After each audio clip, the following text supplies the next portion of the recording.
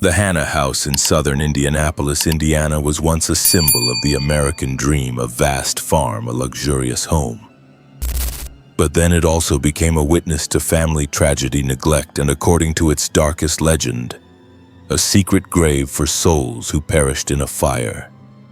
And as if fate was playing a cruel joke, it was later turned into a commercial haunted house attraction for Halloween.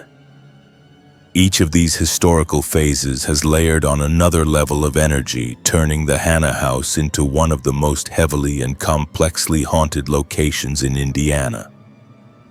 So what tragedies sowed the seeds for the rumors of hauntings that have lasted for decades before we step into this house filled with both history and tragedy? Don't forget to hit like and subscribe to our channel.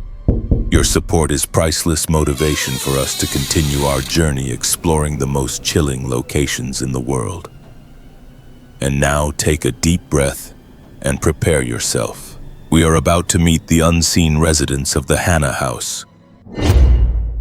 The story begins when Alexander Moore, Hanna, a successful merchant from the California Gold Rush, bought a 240-acre plot of land south of Indianapolis in 1858 and built a grand, magnificent mansion for himself, the Hanna House.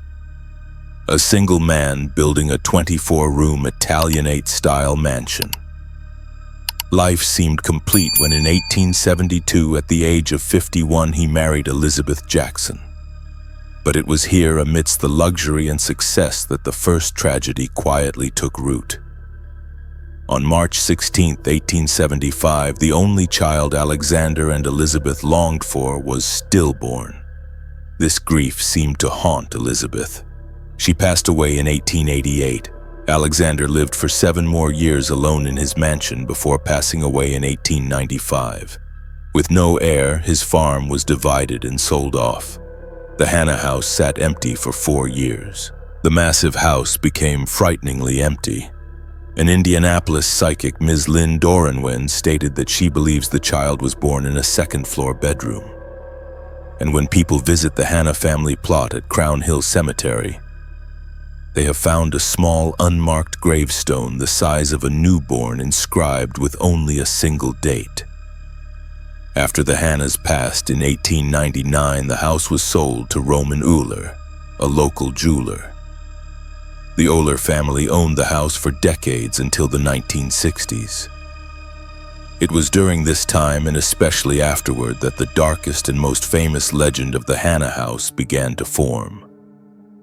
After Romina Euler Elder, the last owner from the Euler clan, moved out in 1962, the house sat nearly empty. A few years later, it was leased out and became an antique shop run by the O'Brien family. The O'Brien family and those who worked there began to experience unexplainable events. Strange noises, the sound of unseen footsteps echoing on the carpeted stairs, mumbled whispers. The rustling of clothing and doors opening and slamming shut on their own.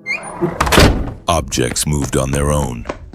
A painter hired to fix up the house had to flee in a panic. He recounted that as he was working, doors would fly open on their own and pictures would slide off their hooks as he walked by.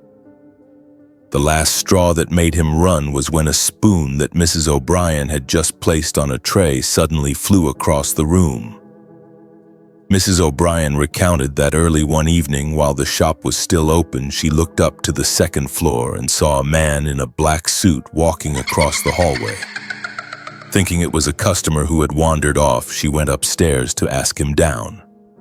But when she got there, the man had vanished without a trace. Mr. O'Brien had his own encounter. He saw a transparent apparition dressed in an old-fashioned black suit with mutton chop whiskers standing in an archway on the stairs before it dissipated. Another night, O'Brien's son was repainting the house and he brought his wife and 2 young daughters along for company. While the family was working in one room, they heard their youngest daughter, who was playing on the stairs, talking to someone. They went to check and found her in a happy conversation with a man who looked like Grandpa, whom she could see clearly but the family could not. When the girl said that Daddy, referring to the ghost, was coming up the stairs, the entire family was terrified and hurriedly left. David Elder, the caretaker at the time, was the first to suspect an occupation by entities. While working, he suddenly heard a horrifying noise from the basement, like millions of glass fragments shattering. He rushed down to the cellar, bracing for a mess, but was stunned to find everything intact. The preserved fruit jars were still sitting peacefully on the shelves.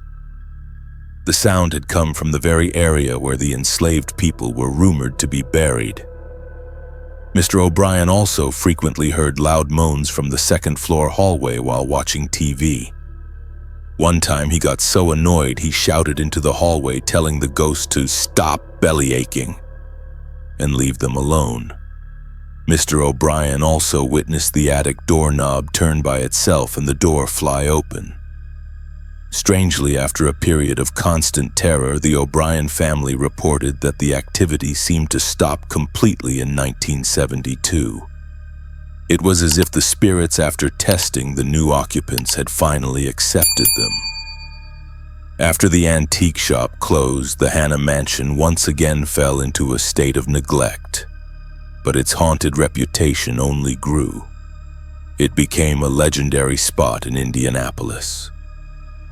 The house was added to the National Register of Historic Places in 1978, and to raise funds for maintenance, the Elder family made a decision that, in my opinion, stirred the spirits up once more.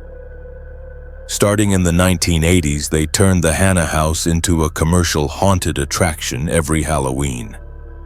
And it was during these Halloween events that we got even more evidence of a supernatural existence in the Hanna House.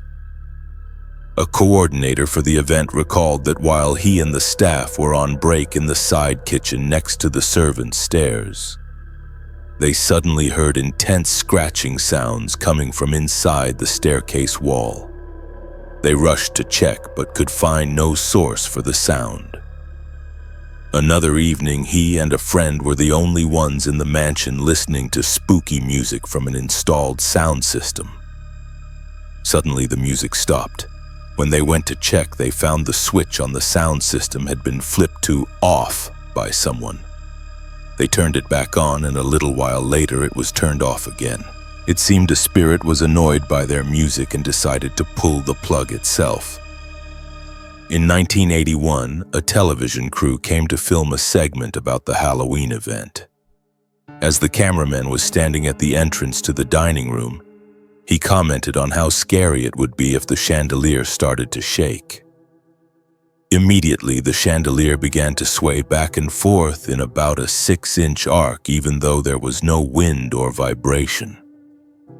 At the end of the shoot, while the host was standing in front of a prop coffin, a picture hanging on the wall directly above it suddenly fell to the ground. When they checked, the nail was still intact in the wall and the wire on the picture was not broken. Something had to have deliberately lifted the painting off the nail.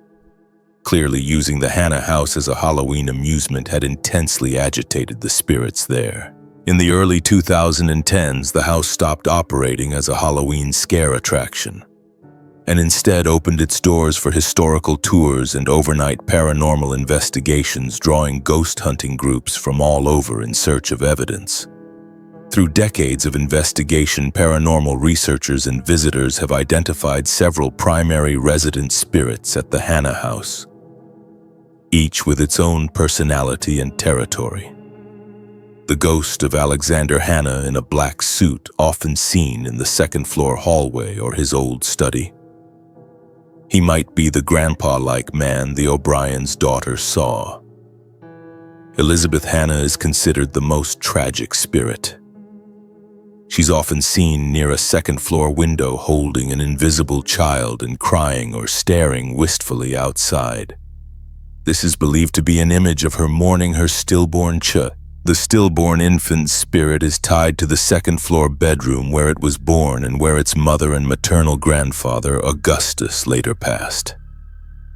This is one of the hottest spots in the house.